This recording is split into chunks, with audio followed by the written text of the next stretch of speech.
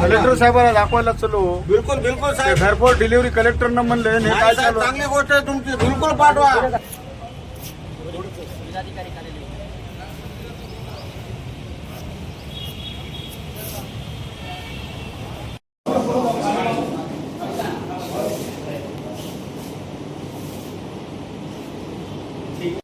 शंकर गंगाधर महाजन, वंचित बहुजन आघाडी जिल्हाध्यक्ष नांदेड दक्षिण.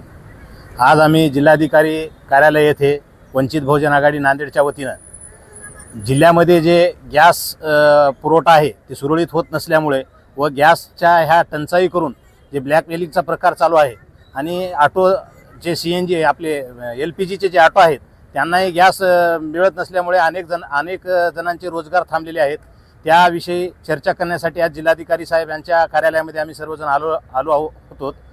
तरी आज साहेबांना आम्ही निवेदन देऊन आमची सविस्तर असं जिल्ह्यामध्ये जे भ्रष्टाचार चालू आहे ते सर्व माहिती दिलोत.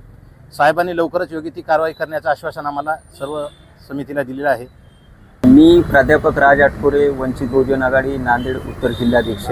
आज आम्ही नांदेड उत्तर व दक्षिण जिल्हाध्यक्ष व संपूर्ण कमिटीच्या वतीने आज या ठिकाणी जिल्हाधिकारी साहेब यांना आम्ही एक निवेदन दिलेलं आहे की नांदेडमध्ये जे LPGचा जे तुटवडा झालेला आहे आणि गॅसची जी टंचाई आहे त्या टंचाईचा परिणाम सामान्यांना भोगावा लागत आहे, कामगारांवर पडत आहे.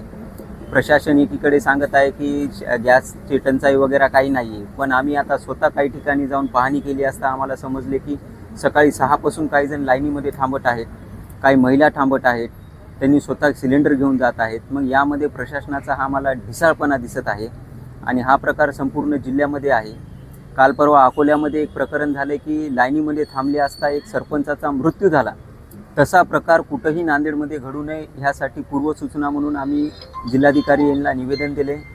जर असा जर अन्याय होत असेल, वेळोवेळी जर LPG गॅस जर उपलब्ध होत नसेल तर नांदेड जिल्ह्यातील संपूर्ण ॲटो युनियनला माझी विनंती आहे, LPG चालवणाऱ्या, आपण एक जिल्हाधिकारी कार्यालयासमोर मोठं एक आंदोलन करू, जेणेकरून इथं जो भ्रष्टाचार जो चालू आहे त्या यांच्यामार्फत, कोणाच्या आपले एजन्सीच्या मार्फत, तर तो भ्रष्टाचार आपल्याला उघडकीस करून न्यायासाठी पुढाकार घेता येईल.